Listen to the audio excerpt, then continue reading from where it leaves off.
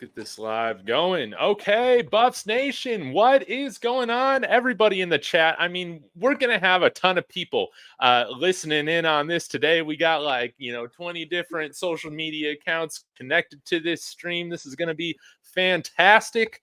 We got a panel. And we're going to be talking Buffs. So y'all be sure to hit that like. Let me know in the comments where you guys are watching from and whose channel you're watching from as well.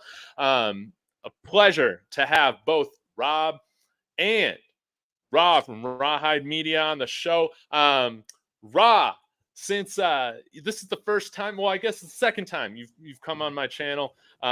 First time on Rob's. Why don't you give us just a little background on who you are and what people get from you when you come to your channel? What's up, fellas? Hey, it's your boy Rawhide Media for you, man. Hey, when y'all tune in to me with things, I try to. Well, first, let me just say this, guys. I just want to have a conversation with you guys. If you ever listen to me, you know how I end. Hey, I ain't going to present. Hey, Rob, I'm sorry, man. I think your mic's kind of cutting in and out right now. Is it? Let me do something. I'll let Rob in. I'll let Rob. All right, well, we'll put him on standby right now. But Rob, man, how are you doing, dude? Man, I'm doing good. For those who don't know, this is Rawhide Media, baby.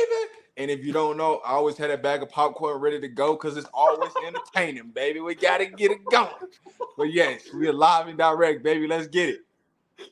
Man, let's get it. And y'all let us know if there's anything particular that we want to that you want us to be touching on, hitting on. But man, Rob, we haven't talked about the ASU game together. I mean, man, yes. it was a lot of the same, man. A lot of like, oh my God, is this happening? Oh my God, is this happening? You know, we got the win. It wasn't pretty, but entertaining nonetheless. I'll start with you, Rob, man. Give us just a quick overview of some of the highlights, takeaways that you had from the game with ASU. Yeah, so a few of my takeaways from that game. We did what we supposed to do. We came there and got the W. For me, I wasn't happy with the way we played, right? Offensively, defensively. We still waiting on that one game to put everything together, right? We still waiting on that one game. I will say this. It's a wake-up call, right? It's a wake-up call, right? Each week, man, we're expecting this to happen, and we still ain't got this and this to happen, right? I think we see more things than the coaches see on the field at sometimes. But, hey, it is what it is, man. But definitely, us being 4-2, right? What else could you ask from just being 4-2? Already over the win projections. Shout out to everybody that won their money over the weekend for that 3.5. Shout out to y'all, man, because hey, it was there, baby. It was there to be had. So shout out to them, man. Just expecting a great week from this Stanford time. But man, looking back at that, we could definitely play better in all three phases. But shout out to Mr. Mata himself. I don't miss, baby. I don't miss, man. Shout out to him.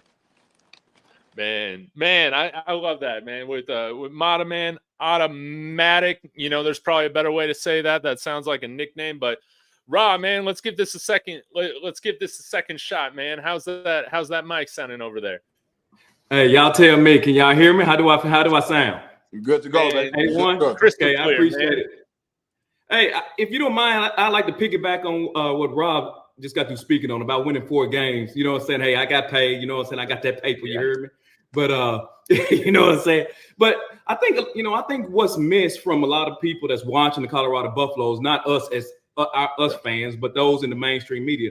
Guys, do you all understand that Colorado, right? If they get this victory, if they get this win on Friday night, they will match the most wins that Colorado has had since 2016. that miracle season. Remember the miracle season? Now, if you take out the miracle season, they will match the most wins that Colorado has had since 2005. Yeah. I don't think people understand that enough. You know what I mean? All they want to harp on is 1-11. Bro, he has put his hand down somebody's throat and yanked out some of the best coaching that we can have. You feel what I'm saying? Because any team can have a bad season and 1-11, 2-11. But history, nearly 20 years, it's about the match that he can win on Friday. I think that's talked about enough. They don't talk they don't talk about it because a lot of them are just Prime fans. They just got to see you, so they don't really know the history, the background, things like that. So that takes into a lot of partners. I got asked this question earlier today. Is this a successful season? Yes, it's already been a successful season. We won one game last year. It's already been a successful season. What like everything that Coach Prime is doing is just adding, onto the cake, right? We just adding foundation, adding layers into the cake right now. And for Coach Prime, is Coach Prime satisfied? No. Am I satisfied? No. Go get all we can get, because all it's going to do is add on to what we're doing now and bring in more and better recruits. That's all that's going to happen. Yeah, this year has been incredible. And Rob, you hit on it, man. A lot of people don't understand. It's like, okay, we're going off against, or getting these victories on the road against Arizona State or whatever. And we're, we'll do the Shador, we'll talk a little smack to the fans, all that, man. These guys have beat up on us for our entire time in this conference, man. Basically everybody has. And this is our revenge tour, man, for a lot of these teams before, in some of our cases, before we go our separate ways. It was unfortunate that we couldn't get it done against USC or Oregon. Maybe we'll meet them here in the college football playoff, years down the line or here or so. But man, every victory means a ton. And the fact that we're going to be hopefully at 5 wins, man, I don't know. I mean, I got a little bit of money on that 7 wins and over too, man. No just hope. to see how that goes. No hope in that. Win. No hope. Win. It's gonna happen. That's right, man. Well, okay, let's talk about this, man. Let's just go ahead and get into it. What midseason adjustments? I mean, we gotta make some adjustments here going against Stanford. Rob, I know you've been covering it a little bit. I've already kind of taken a look just briefly at what Stanford does. Rob, I'm not sure how much you've looked into Stanford yet, but what do we need to adjust from Stanford and then moving forward into this bye week? Because we don't have any more gimmies or favored matchups, man. Well, I think we're favored by over 10 points against Stanford. I doubt we come in favored at that level or even favored at all right now with our performances Vegas-wise for any of our matchups after the bye. The only one we'll be favored in will be Arizona. But go ahead, Rob. Yeah. Well, if we're talking about for future and not this next game against Stanford, I guess what I'm thinking, guys, I don't know for I can only give you my opinion, what I project, but I think during that bye week, you may see some adjustments to that offensive line. You may see a replacement for Bailey, because it'll enable you to have enough time, right, to get somebody worked in. You may see a McCrinnon come in, you know what I'm saying? You may see an individual, you may see Young move to guard and put somebody else at tackle. But I think they're going to make an adjustment, right, on that offensive line during this off cycle, and that'll give them an opportunity, right, to get it worked in. That's the biggest adjustment that I think that you'll see. Hey, you hit it right there in the head. That's where I was going. Don't expect no adjustments to be made this week. It's going to be made after this week. Just because you have that phase. So we're going into that bye week. We got the extra time, the repetition time to really take it to the next level, right? So after the game, they'll probably be off for the weekend and probably come back on Tuesday just to get them 4 days away from football, away from the facilities, away from everything. And all they got to do is just focus on class, come in there, eat, get a little film study in, and they were going to do that to that Tuesday. And then after that, it's time to really make your adjustments, right? What do you want to see for that second half? Because you come down the stretch run.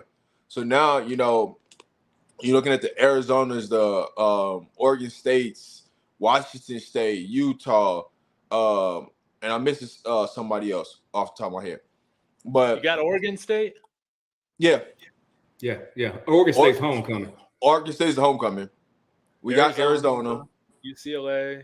UCLA. Yes, so I missed the first game. So UCLA, right? We can go there. We can take care of business. Is UCLA going to be easy? No, it's not.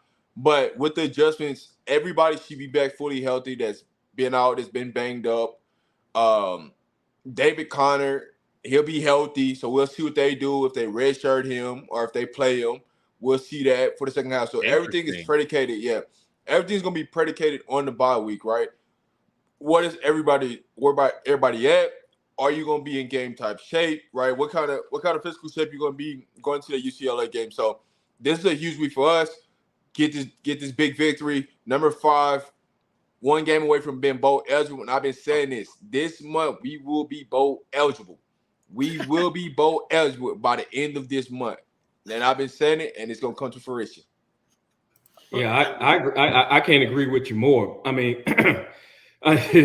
listen, if Colorado make it to the bowl, what we mean by that is, if you play to that, you won ball game, right? You're 500 team. I truly believe that once that happens, y'all, Coach is going to be the coach of the year. I mean, this is essentially what Kansas did last year. He will be the coach of the year, hands down. You know what I'm saying? And I'll throw this in too. Don't let them get to 9 wins. If they get 9 wins, Shedeur Sanders is going to win the Heisman Trophy. Write it down. He's going to win the Heisman Trophy first because there'll be 9 wins on his back. You saying he took him to the promised land. And y'all know RG3 won the Heisman Trophy. They only had 9 victories this season. They last one at the last one on the last game of the season against Texas. So they already got a president for my man will be the Heisman Trophy winner. They get the That's a great point, Raw. I'm sorry, man. You're cutting out again. You might need to rejoin or something, man. Yeah, you cut out. I picked up like half of everything that you were saying, but my projection for CU is 9-3. So I'm staying with it. I ain't changing. 9-3, man. And I agree. RG3 won a Heisman at 9-3. That's what Rob was getting at. And man, I've talked about this on other channels, separate from Colorado world. They think, man, if Coach Prime can get this team to 9-3, he's a shoo-in for Coach of the Year, and Shedeur has to be right up there for the Heisman, no doubt.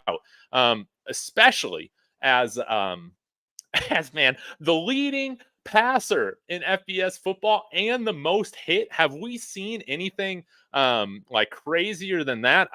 How can you not? I don't know. Just be impressed with Shedeur being able to sustain those hits, but I mean, Coach Prime, man, he was done with it post-game. I felt like he kind of reached a breaking point, man, with that line. So even if we're not switching up the offensive line with going into this matchup on Friday on a short week, do you guys see like anything that can be done, to ensure that Shedeur doesn't take a beating this time around? Does Travis Hunter help out with that at all? Yes, Travis Hunter does definitely help. With that, now what's going to be interesting to see is what do they utilize with Travis Hunter? How do they utilize Travis Hunter? I said this. I think that they should use Travis Hunter more like a Tyreek Hill, the way Miami Dolphins move him around, put him in the backfield, put him in the slot, put him on the outside, move him around on the field so people don't get comfortable. But with Travis Hunter coming back, teams can't do what they've been doing to us the last 3 games. And that's blanketing Weaver. That's doubling Jimmy in the slot. You can't do that no more because now you got Travis Hunter matched up one-on-one with a safety or outside linebacker. We're going to take that every day, all day, Sunday, every day, Monday through Sunday. So you can't do what you've been doing. You can't play the same way you've been playing over these last couple of weeks because Travis Hunter been out because you don't have that threat on the other side. So having, Weaver and Horn on the same side, now you got Travis Hunter and you got Miller or Javon Antonio on the other side. So you got your 2x2 set. So now you can't double. You're gonna have to play man up. So it's definitely gonna open up the field. And the person that benefits the most by Travis Hunter coming back is gonna be Jimmy Horn. Yeah, man. How do I sound now? Do I sound better? Yeah, you sound better. Okay. Let me ask y'all guys a question. Do Rob and David, do y'all really do y'all think that Travis Hunter going to play both ways this game against Stanford? You think he's going to play both ways? I wonder about how much they'll play him on defense though, because Stanford, man, sometimes they'll bring in these jumbo packages. I don't know how many snaps we'll see him on the field regarding defense. Just because of the different personnel packages they'll be running. But, I could just be, someone that's proved wrong and he could just play, lock down that number 1 wide receiver, even if they're only running 1 wide receiver out of there most of the time. I don't know. You've had a longer chance to look at this, Rob. What are your thoughts? Yes. My thoughts on it, right? Travis Hunter will play both ways. Otherwise, they're not gonna put him out there. If he can't play both ways, they ain't gonna put him out there. That's just how Prime operates. When it comes to Travis Hunter and players like that, if you're not 100%, he's not gonna let you be a liability. So, um, it does benefit for us from playing offense and defense. But I do think I do believe once they go to their three tight end set at Stanford, they had a one wide receiver. They're just gonna leave Travis Hunter on the island by himself, and he's gonna take that one receiver, Okay. and then we're gonna have less DBs on the field because we're gonna have to go with that more 50 front, having 5 down linemen, and 3 linebackers. We're gonna have to put more big players out there this week playing against Stanford. So I do believe he's gonna play both ways. How much do y'all think we'll hear from or see from Alton McCaskill this week? I know Coach Prime said in his presser that you should see some more. Are we thinking like him to be that primary back with Hankerson right now, or how are you guys interpreting that? I think you're going to see, as you mentioned, Coach Prime already talked about. You'll see a lot more of him this upcoming game. I hope I still sound good, guys. Y'all put your hand up if I don't. But I think you're going to see a lot more of them. I think sometimes, I don't know if. What about now? I don't think.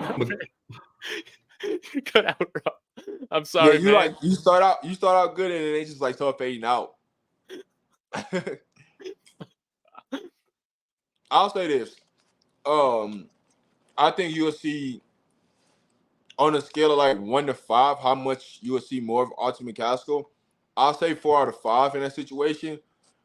But I think Hankerson starts, and then they're gonna try to rotate Otto in as that second back, and then bring Dylan Edwards in more situational base now. Now I do say with Travis Hunter coming back, that's a benefit to us, both in the running game and the passing game. Because now you can't load up the box to come after Shedeur, right? You can't blitz. So it should open up a foundation for us to be able to run the ball in a positive situation. Now with Otto, they'll probably end up giving him 3 or 4 series. That's what I'm gonna look at. He's got to prove it in 3 or 4 series. If he doesn't prove it, then they're gonna take him right back out. So he's definitely gonna get his 1 series, that's for sure. But when Coach Prime said that, I think they're gonna try to increase his workload and give him 3 or 4 more. Hey man, you gotta have the popcorn, baby. You gotta have the popcorn. Y'all all know that's the theme for me. You gotta have the popcorn, baby. But back to Alton McCaskill. I do believe he'll get more series this game. Because one thing about Stanford, it's going to be a physical game in the trenches, right? We need those big backs in there that can go forward and not go backwards. It's not saying that Dylan Edwards can't get the job done, but when you got Otto, when you got Smoke, when you got Wilson in there, they're going forward for 2, 3, 4 more yards when they hit that first contact versus Dylan Edwards is going backwards 2 or 3 yards. So it's definitely going to be an opportunity for him to get unleashed, and this is why not be the perfect game to do it. Hey, Rob, can I pick it back that real quick? Oh man, I'm sorry, bro. You're still cutting out, man. Yeah, you might have to just drop off and come back on. Just drop off and come back on. You'll be fine. Yeah. Yeah, we'll do that. But Rob, I had a question for you with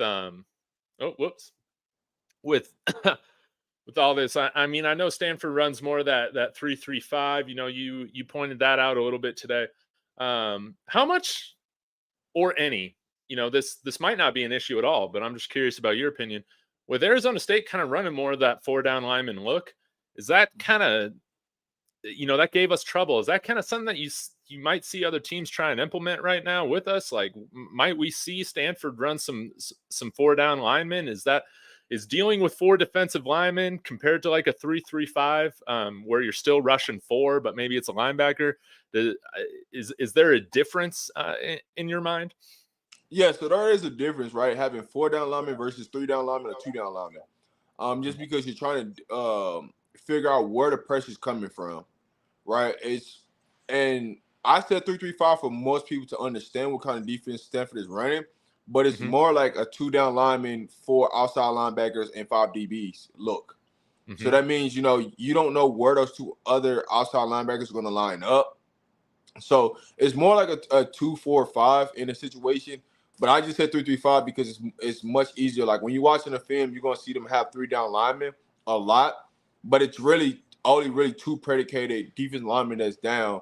Everybody else could be standing up or rushing from different angles. So it's much easier to pick up blitzes and understand when you're running a 4-3 versus a 2-4-5 or a 3-3-5. So yeah, most definitely. Yeah, Aurelius is coming in here saying, yeah, we ran a lot of 3-4 and 4-2 last week, and man, again, I was real impressed with our pass rush. In that fourth quarter, we are the more conditioned team, and I think that's going to benefit us more moving forward. But in terms of attacking Stanford's offense, what are some of the things that you feel like we need to be mindful of, or that CU will be mindful of going into this thing?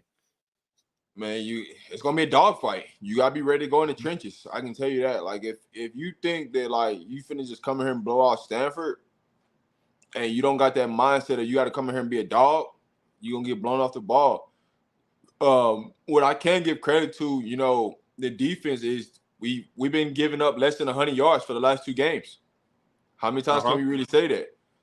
So we're improving in the running game, but this week is gonna be that challenge, right? When you start to see them run out 3 tight ends, 2 tight ends, jumbo packages, can we really go up there and stop the run? This is a game. This game right here is a game that's meant for like the Bentleys of the world, the Jujus of the world, the people that want to come down there and hit. Even like a Jeremiah Brown, this would be a good game for him. Playing against running teams, this would be a good game for our safeties, like the Roger Wards, the Shilohs, the Trevor Woods that want to come down, the Travis Jays that want to come down there and hit somebody. This is gonna be the game. Because you're going to get every opportunity to go lay the wood on somebody because they want to run the ball. Now, you got to be mindful, right? If it's me, I'm going man-to-man on the outside corners. Y'all just got to hold up. Because our main job is to go stop the run. Y'all got to hold up for any play action and just be man-to-man. Because in reality, Stanford only runs like 2 or 3 people out on the route. They don't really run a lot of people out on the route, so you can go man up on that. Yeah. So,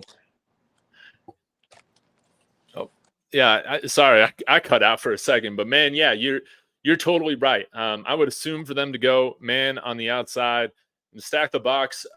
There were some things with this defense that obviously led to giving points to Arizona State, but a big positive, man, that I took for that is that we held up that run game, man. The strength of their offense. Scadaboo was contained from just having minimal production compared to what he's had in some of these other games.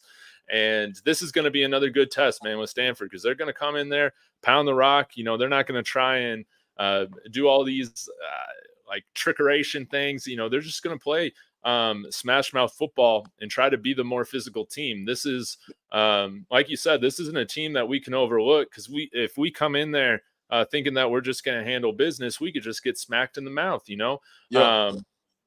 This is a game where we need to bring that intensity. And I think, again, man, this is a great opportunity for us to work on establishing that run, just as a unit, as a team, getting our other running backs into the fold and all that. I know I'm skipping over here a little bit, probably because it's late in the day and my Adderall's wearing off, but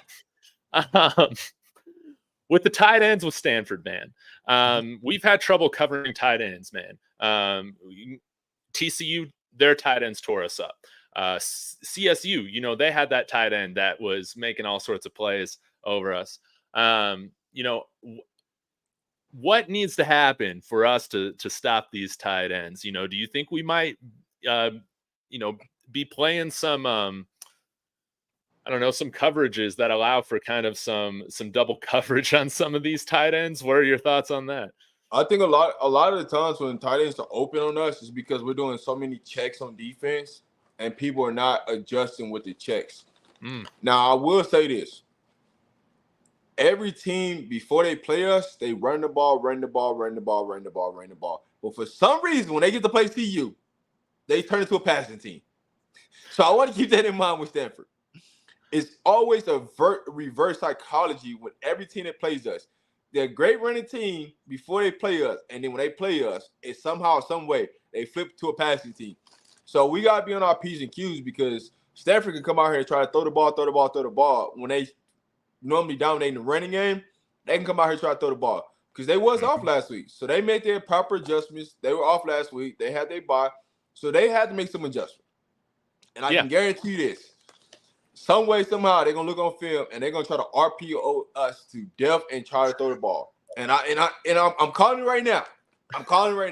Some way, somehow, they are not gonna try to run the ball as much and they're gonna try to pass. I don't know why this happens a lot, but it's happening a lot. Like, think about it. Last week, ASU, they were known to run the ball. Guess what? They start running the ball and try to throw the ball on us. Y'all playing 12 string. Okay, cool. Let's do it. So I don't know what it is when people play CU, but that's just the way it is. Now, when it goes to the tight ends, we got to get matched up. That's just simple as that, right? We got to get matched up. We got to know what we're doing on defense. We can't be playing hero ball on the back end. And, just do your assignment. If you're supposed to be a man, be a man. If you're supposed to be in zone, get back into your zone. Don't try to play hero ball and try to do something that you know you're not supposed to do. And that's what gets the mental breakdowns and the missed assignments because you're trying to do something that we didn't work on all week. So, yeah. No doubt with that, man. It's so funny, man. With these teams, they always seem to, aside from Oregon, man, attack us in different ways than we expect sometimes. Yeah. Do you think, with this matchup, I've been curious with this too, man. Do you think, like, in order to get us out to a faster start, do we just say screw conventional wisdom, man, and we take the ball first? I've been listening to everybody talk about this. Like, man, just take the ball first and go score, right? But here's the thing. Every first series we didn't have, outside of like the TCU game, we've went 3 and out. So we are a second half team. I just keep it the way it is.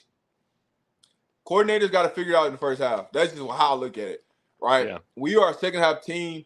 We need that momentum. Score, go into halftime, come out of halftime and score. I'm gonna stay with it. We 4-2. Let's just roll with that. We 4-2. I get it. We got the slow start, but we 4-2. So, hey, we just keep winning the tosses. I don't understand. We keep winning the tosses. We get the ball in the second half. I'll take the second half, man. No doubt. With things being a work in progress, guys, like we can't. Yes, there could be some things that make us lose our minds, but again, man, we are 4-2. We can't be too angry. We got to be enjoying this. And like y'all pointed out, man, this is the most. Oh no. Rawhide Media just texted me. He said he's just getting really slow speed right now. So hopefully he can rejoin, man. We'll be back. We'll be waiting for you, man. Tell him to turn off his phone. Oh yeah. Come on your phone and have your camera off. Maybe that will help. That's a great idea. You can get him back on here. Because I want him to rejoin. Now, what was I saying? I was getting to a point, and I just you were talking about the coin toss and how you feel about it, like far as should we take the ball or not. Oh yeah, man. But this is one where it's like, man, I'm not expecting everything to be fixed overnight this week. Going against Stanford, but that is something, man, that I would just really like to see us go and score in the first quarter. It's been a while since we've done that, man. Has it been since week 1? Has it been since week 1 since our offense have scored? I know we scored a defensive touchdown against CSU. It's been literally since week 1. Come on now, man. That's got to change. And maybe just with the offense feeling the urgency of like, okay, like we got to go do this. Let's start the game out right. But again, we haven't done that even when we found ourselves in a hole, after these first drives on defense. But the other thing, man, that I would love to see is just, of course, some more consistency on special teams. Let's eliminate the dumb penalties. I got to correct myself. I said that Alton McCaskill had a personal foul on one of those punt or kickoff returns. They read the wrong number. I guess it was Demoy Kennedy. So apologies for that. But I don't know what's happening with kickoffs right now, Rob, because I've been kind of confused. I was looking at this ASU game. Jace Feely did the first kickoff, and it was like super short to the point where it's like, knowing his leg, I'm like, is that what they asked for? To kick it high for like a short return. What is happening? And then we bring in 98 Paluzzo, I think his name is. He kicks two of those things out of bounds. I just think we just need to tell Feely, just go up there, kick it deep. What's happening right now, man, with the kickoff team? A lack of focus. That's the simple way you can break it down. It's just a lack of focus, right? You got one job, man. Kick the ball out the end zone. Everybody else can kick the ball out the end zone against us, but we cannot kick the ball out the end zone. And I know Philly got the leg. It's just a matter of focus and understanding. Like, listen, Philly, I understand you want to go down there and you want to go hit stick somebody because you ain't getting that much. You ain't getting no action outside of when we score. You ain't getting no action to run. I get it. You want to go hit stick. You want to feel like, hey, I'm a linebacker again, baby, because that's what I did in high school. I was a linebacker and kicker. But it's to the point, man, like, we keep putting our defense in a bad situations because we can't do the simple, fundamental things. Even in the punt game, right? We might get one good punt, and then the next punt, we shank it for 25 yards. It's like, come on, man. Yep. Like, we just got to be better overall in special teams. When it comes to Mata, just let Mata kick field goals and just leave it at that, right? Just let Mata kick the field goals. Jace Feely focus, right? Because I think some of it's just like Jace Feely just going up and down, up and down, up and down, just because he missed a field goal, he gets yanked out. Mata comes in and makes the field goal. So we just gotta focus in, dial in, and really like understand, man. Like, we have to stop putting our defense in a bad position. Our focus this week is let's get the defense under 60 plays on defense. That should be the goal. Okay. Because when you look at it, we've been averaging 85, 90 plays on defense. Let's start to scale that back to get it under 60 plays. And now let's see how different the game is. Because we get it under 60, our offense on the field more, guess what? We're going to score more points. That's just the nature of the game, how it goes. So if we can eliminate the 3 and outs on offense and keep our offense on the field, we'll be fine, and that'll help out with everybody for our special teams. The punter's punting too much. That's what I'm going to say about the punter. Mark don't need to be on the field that much. 1 or 2, I'm cool. Outside of more than two punts, I don't want to see it. Yeah, so, no doubt. No doubt. And I want to give Sean Lewis credit, man, because I know I'm trying to think of, there was a 4th down call earlier in the season that, like, I don't think a lot of people were fans of. It didn't work. I can't remember it off the top of my head. But his 4th down calls on one of the drives that we had against Arizona State, the pass to Dylan Edwards in the backfield, we've seen that run a couple times on 4th down. And then, that it was like a little jet sweep handoff or whatever on 4th and goal to Xavier Weaver. Those were great 4th down calls. And I'd like to see our offense continue to push that aggressiveness on 4th down, because you saw, man, I don't know if you felt it, Rob, but when Arizona State was always lining up to go for it on 4th downs and stuff like that, things just happen. I get anxiety about that, just sitting watching it. And I would love for us to continue to keep that aggressiveness. I guess right now it's like we just need our defense to take some steps to where we feel a little bit more comfortable that we can give up a short field. With some of these kickoff penalties, for instance, I think we at least one of them, it might have been both of them, giving up points, when they're getting the ball at like the 35-yard line or something like that. We can't afford to put our defense in spots like that right now. You're totally right. I think go ahead. More of the issues on defense is coming. We're rotating too much at too freaking high of a rate on defense. So calls are being generated and sent out to the field with what the personnel is, and we're doing last-minute substitutions. And now they're throwing off everything that we want to get done because we already made a call, and now we send in a different personnel. And so now we're trying to check to what the personnel is in, and now people on 2 different pages. So we're substituting and rotating too much especially like first, second downs. And that's really killing us.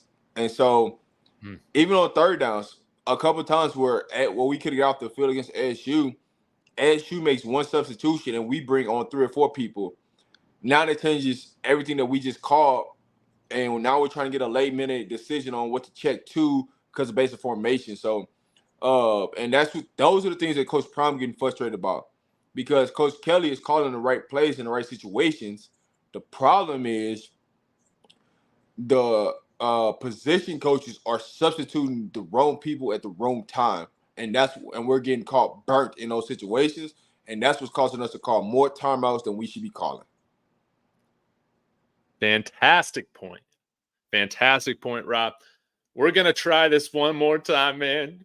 Everybody, hit that like for good luck. Oh, my God. I don't even know what to do. Can you hear me? We hear you. Yes. Yeah. Good. Hey, first off, let me apologize to everybody that's watching. Look, I'm ignorant. Let's just call it what it is. I ain't up on game, you know what I'm saying? So I apologize, you know what I'm saying? And thank Rob and thank David for being patient with me. I'm just an idiot. Yeah. No, man, you sound great.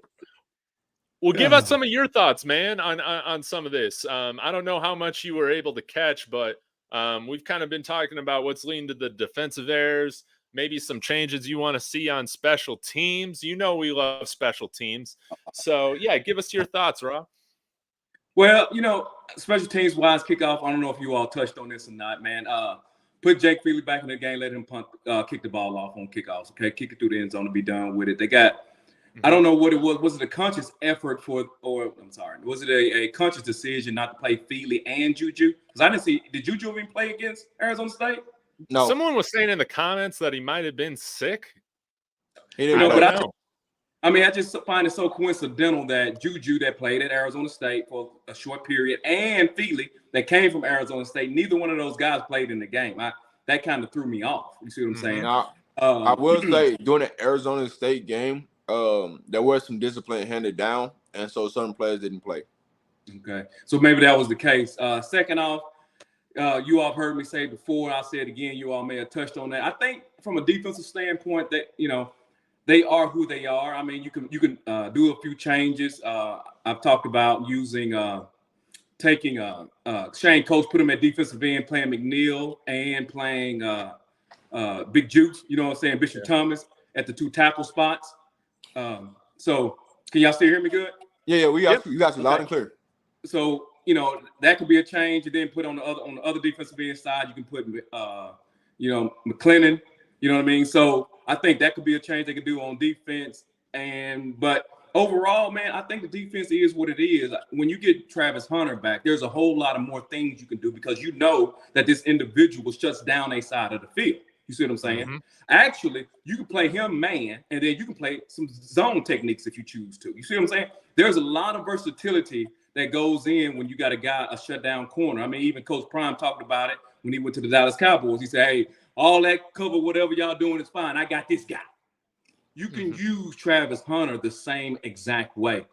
But overall, man, I think I shouldn't say our, but Colorado Buffaloes, I think their defensive backfield is one of the best in the country. I'm sorry. It doesn't matter that a lot of people have scored a lot of points, guys. If you watch the game, if you watch USC, Caleb Williams is the best quarterback in the country. Okay, I think we can kind of agree on that. But did you all notice how long he was holding the ball? He wasn't doing that because he wanted to. He was doing that because he had to. Now, granted, those shallow crosses, they got a few issues with that. I don't think, and I think what happened is that Cooper is the one who actually they put in work trying to stop that. Kamani was new to the game, and that's why he kind of gave that up. Because remember when they was giving that booty all over, Kamani went in the game against that other team. You see what I'm saying? But now when they inserted Kamani, they hit him with the shallows again. They put him out of the game. We hardly didn't see those shallow crosses. So I didn't mean to go too long on that, but that was just my two. You know what I'm saying? I think that's just my 2 cents in on it. I think their defense is what it is. I think they're a defense that's built to for the offense to get up and them to maintain. I think that's what it is. And when they get down, it puts that defense at a disadvantage. You see what I'm saying? So I think that's what it is. I want to piggyback off on your defensive line. So what I've been saying for the last couple of weeks, I want to see Shane Coates at 1 DN Leonard Payne and McNeil up the middle, and put Bishop Thomas on the other end. And let's talk. Honestly, they're gonna have to do.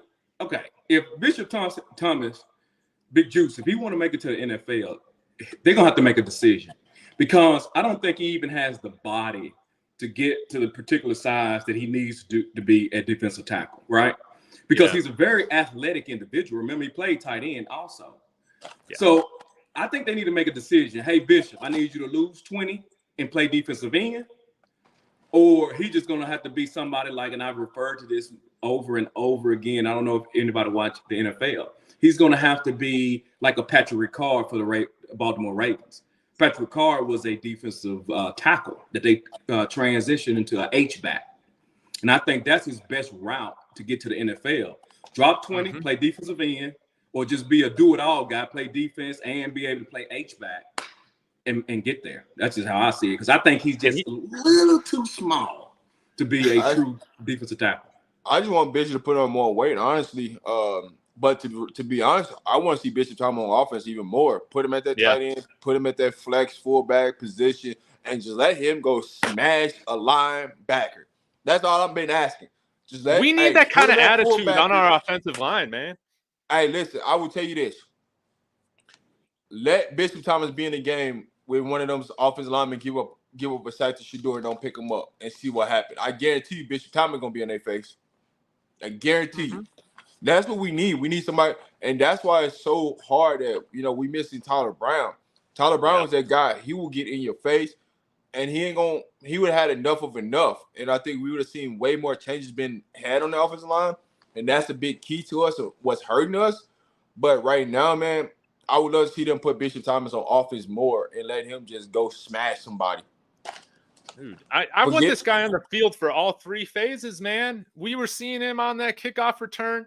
But yeah, like I know he's a little light compared to some of our offensive linemen, but he's bigger than a couple, I think. It's hard for me to think, even though he would be a little bit undersized, he can handle some of these guys just because of how tenacious he is. That's how I feel with it. But I think he needs to be utilized more on the offense, man. You guys are right. We need that kind of that kind of fire, that kind of trash talk. Because sometimes, man, I think Coach Prime was just done, man. Like, he didn't call those guys soft, and I'm not going to call them soft, but he said that that they weren't fully in the game. Sorry, I was dancing to your strobe light you had going, Rob. I liked it. You're muted. You didn't see that, did you? Man, we got the thing about this. We got so many versatile players on this roster that we need to start using all their versatility in the game. All right. Yeah. I wanted to see Bishop Thomas come in at goal line, put him out there when we're not in goal line, right? We need to go pick up a key pivotal, first down. Put Bishop Thomas in there. I'll tell you this: if Bishop Thomas catches a pass, I guarantee you, ain't no corner gonna be trying to tackle him. I can tell you that. No I'll DB, tell you this: no safety.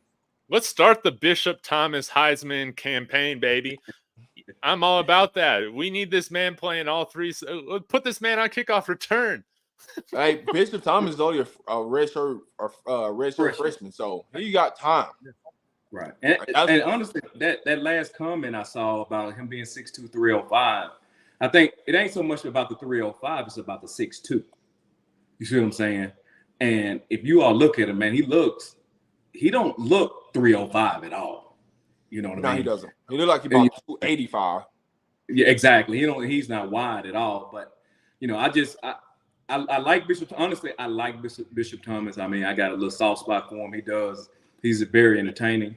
But you know what I'm saying? I'm just saying, speaking from his future, his future prospects. I mean, a 6'2", 305 guy ain't gonna play in the NFL. Let's just be honest, at defensive tackle. That's not gonna happen. So, accepting that, I think it also be good for the Colorado Buffaloes if they can use his athleticism. I mean, hell, they put him on special teams. What 305 guy you got running down there for special teams? You see what I'm saying? That's a testament to his athleticism. So, kind of just what you were saying, defensive end. If he dropped 20, right, if he's really 305, he dropped 20, he 285, right? He can play defensive end. That's a legit defensive end, you know what I'm saying, NFL wise. You know what I'm saying? If like you said, and I agree, he looked like he 285, he still dropped 20, he 265. That's a defensive end. And he's athletic. I think now this year, right, they got to do what they got to do. But if we thinking that Coach Prime is going to bring in the big boys like we thinking, do we believe that if he bring in some 6'4", 6'5", 300 pounds, 6'4", 6'5", 295, do we really think Bishop Thomas is going to play above a 6'5", 300 pounds? You see what I'm saying? Both of the D linemen that are committed are all 6'4", 6'5", 300. The defensive end that just committed, Buford, Bradford, he's 6'4", 290. You know, so we bringing some girth in right now. We got some solid commitments that are above 300 pounds, so we got coming in. And so Bishop Thomas, I can see Bishop Thomas turn into an Aaron Donald with the speed. He's got to get powerful, though. That's the difference. Because Aaron Donald, Aaron Donald is 6'2". Aaron Donald ain't that big, ain't that tall either. But no, he ain't, but he's powerful. And powerful. Bishop Thomas can do the same thing he can do, but he's got to get stronger. And that's where he's lacking up the middle. And that's why I say you put him at defensive end right now, let him go against those tackles because he's going to cause a problem. And so we will benefit from him playing edge. Now, I've seen him put Leonard Payne at end, but I haven't seen him put Bishop Thomas at end, which doesn't make any sense to me. So I would imagine I'm just confused. I would imagine, Bishop would have more juice, off the edge, pun intended. But Ra, I want to get to this comment right here because I know that you've talked about this before. Alexis Grant bringing in a great point here. Bishop Thomas, 0 sacks. I think Lexus is talking about Bishop. Never seen him put any pressure on the quarterback. And yes, I think that he is at a disadvantage right now going up against those interior linemen. But also, Ra, I know you've talked about this a little bit. Let's talk about the responsibilities, man, of an interior lineman compared to what he might be asked to do coming off the edge. Oh, yeah. Like you said, I've talked about it before. I think what happens is a lot of people don't really understand that defensive tackles, they don't accumulate a lot of tackles. You see what I'm saying? That's not their primary job. You know what I mean? I've even seen it where you have defensive tackles that's firing off the line at the point of the snap, and coaches get mad because what happened is you're not maintaining your rush gaps, your rush lanes. You see what I'm saying? So what happens is that puts people at a disadvantage. I even saw Colorado on one particular game. You had a defensive tackle. He jumped it. All the offensive linemen did was just kind of push them to the side, open up large running lanes. Their objective is to maintain rush lanes and the linebackers to clean that mess up. So I use the example with Aaron Donald. Previous game, Aaron Donald only had 4 tackles. You see what I'm saying? And that's arguably the best defensive player in the NFL. So I think what happens is that that's what people kind of mix up and they misconstrue. And in addition, defensive tackles need to maintain contact so the offensive lineman doesn't get to the second level. So you don't want your offensive lineman getting to the second level, touching your linebackers, which opens you wide up.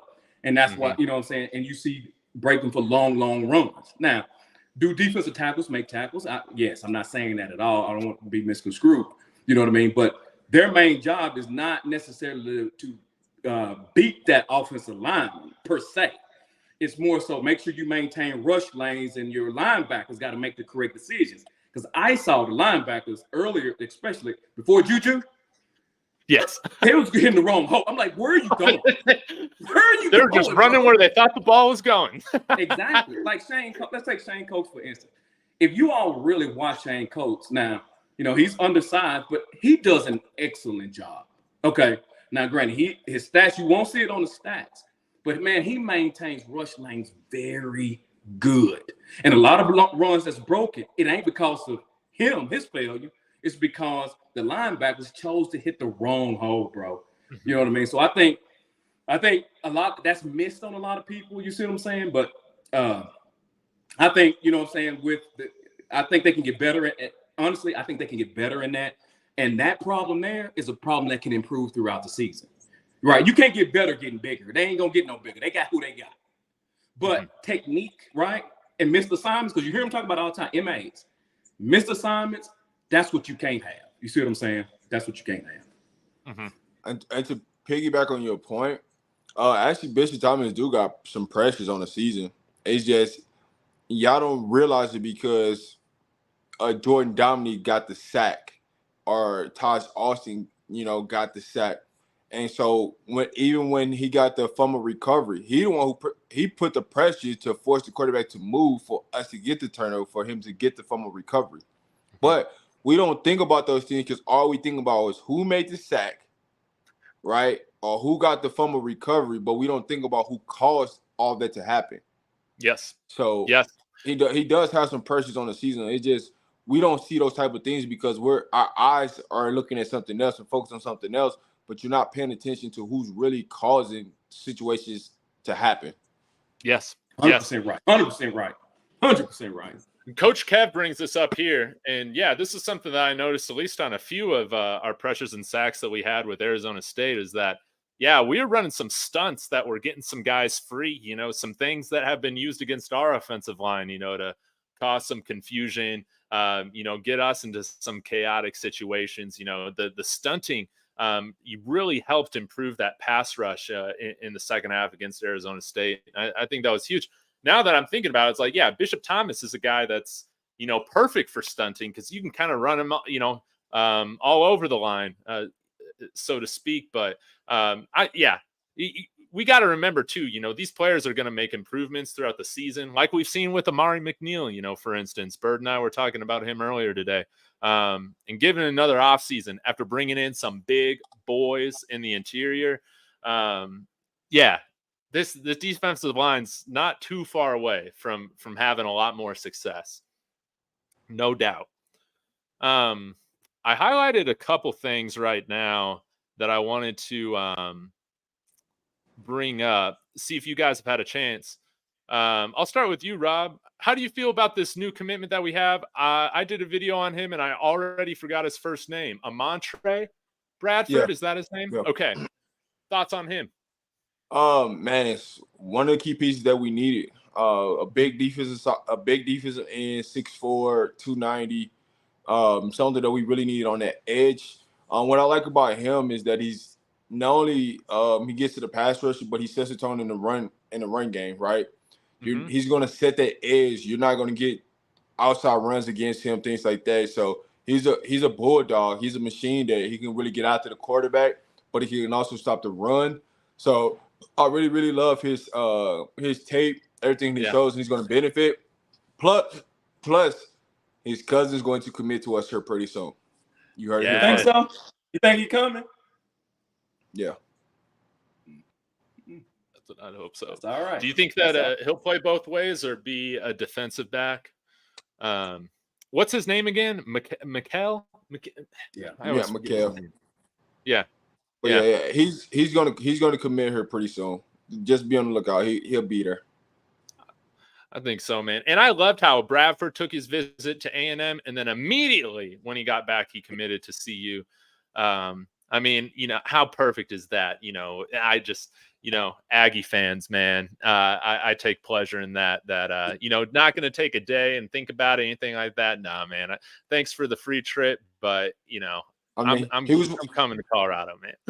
He was one of those solid commitments that I said that, already solid committed. He was just waiting to come out publicly. So we got 3 or 4 guys that solidly committed. It's just a matter of them coming out public with it. So we got the commitments already.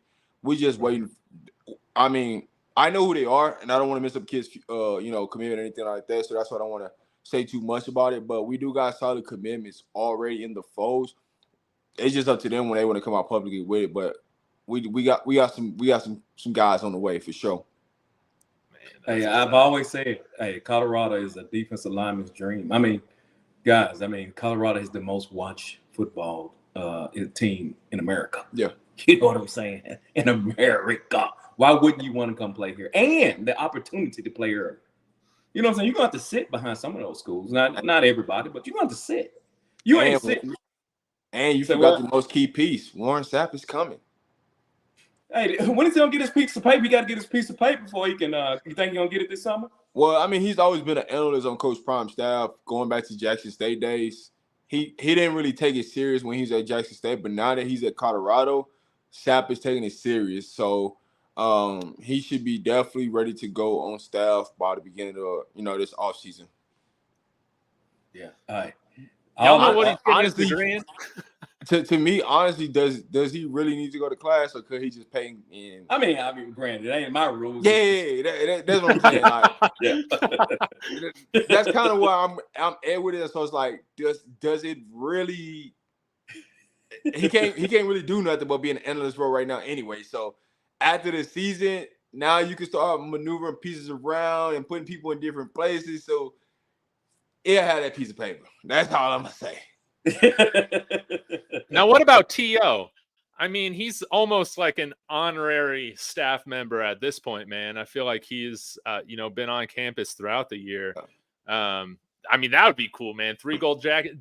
Did he graduate before he went into the NFL? I can't remember. T.O. got that piece of paper, but I just don't think he wants to coach in college. He loves the role he's in, that analyst role. He can come, he can work out, he can give his points, do what he got to do, and get up out of town. So I think he's going to stay in that role. And that's kind of the role that Sal's been in for the last couple of years under Deion Sanders, of, watching film, giving his, calling guys, doing these type of things.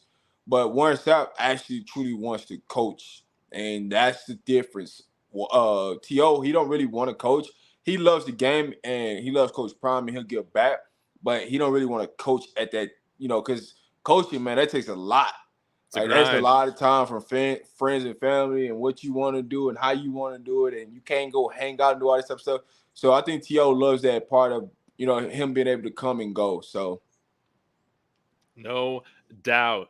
Okay, well, I got to start wrapping this up, guys. Again, thank you so much for your time. Let's zoom back into this week, man.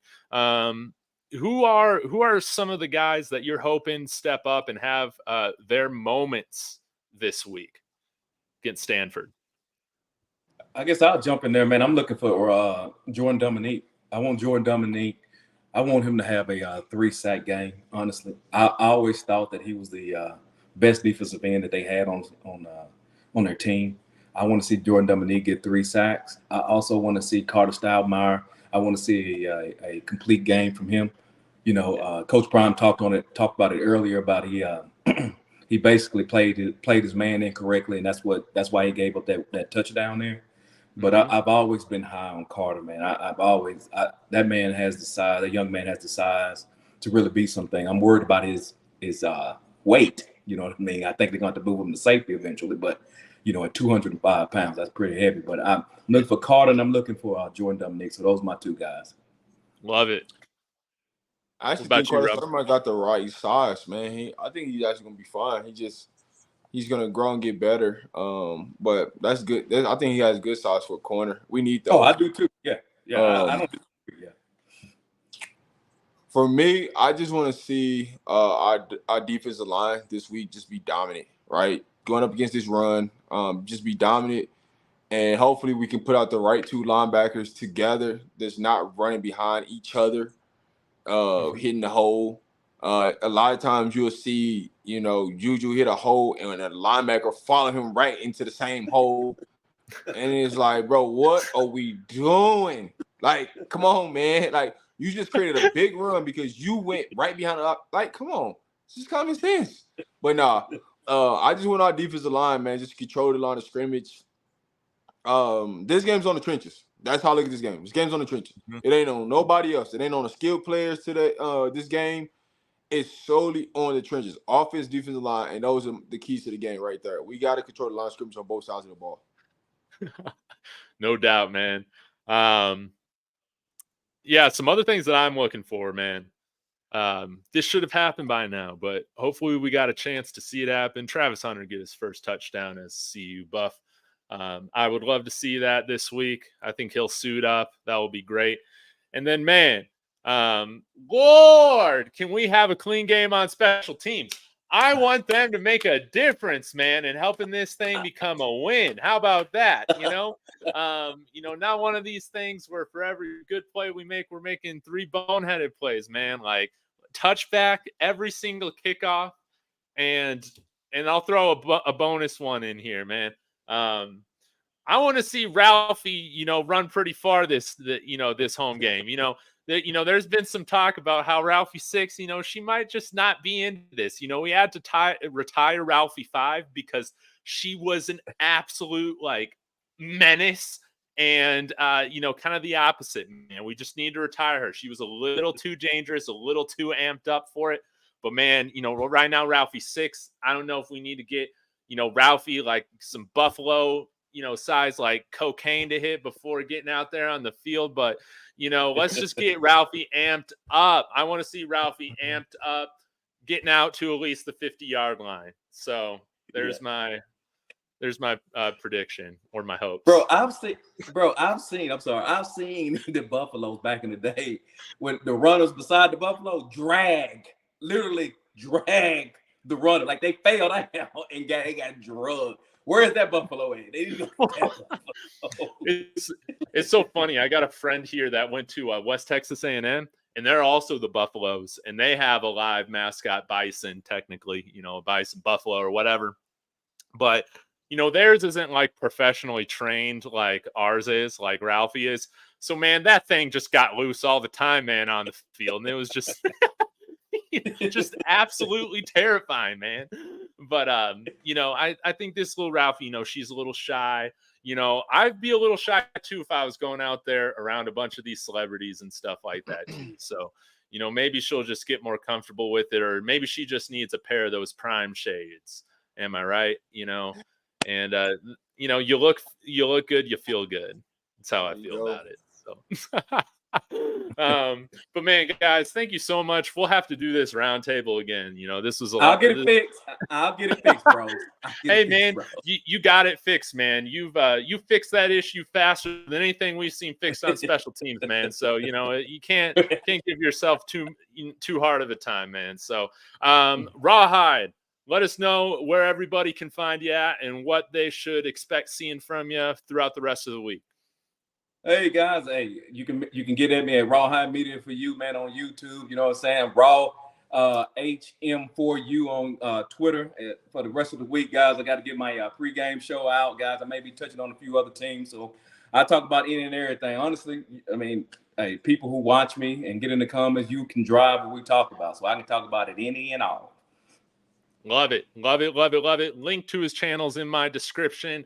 My video along with Rob the Man Media. Rob, where can everybody find you and expect to see from you throughout the week? All you gotta do is just type in Rob the Man Media. You see it there on the screen. Just type in Rob the Man Media. You can pull up. You can have a good time, man. We talk about CU football, but we talk about any and everything on the channel. You never know who's gonna pull up to the channel. You might see some former coaches, some former players, players' family. You never know. You just got to tune in because, man, it's always a great show that's going on. I will be live in about less than an hour. So just pull up to the channel. We have a good time. Hey, that thing might go left. It might go right, but we're going to steer that thing back in the right direction. And I always say that every show. So, man, you don't want to miss out. It's definitely a great show that you want to tune in to and subscribe to because, man, it gets funny. It gets interesting. We get into certain deep topics at times, so you don't want to miss out, man. Just pull up to the show and you'll have a time of your life. You'll get on that show. It might turn into a comedy show one night. It all happens. You never know. Dude, you're definitely right. I'm gonna have to make a cameo here at some point, man. I'm due for one. So, man, I appreciate you guys so much. Again, thank you to everybody in the comments. Maybe I will give our special teams a little pump up, maybe Ralphie a little pump up of her own, on the side before the game, if you know what I'm saying. And, it's going to be fun. So appreciate your time as always, everybody, for being here in the chat. We'll see y'all later, and Sko Buffs. Go Buffs. Go Buffs.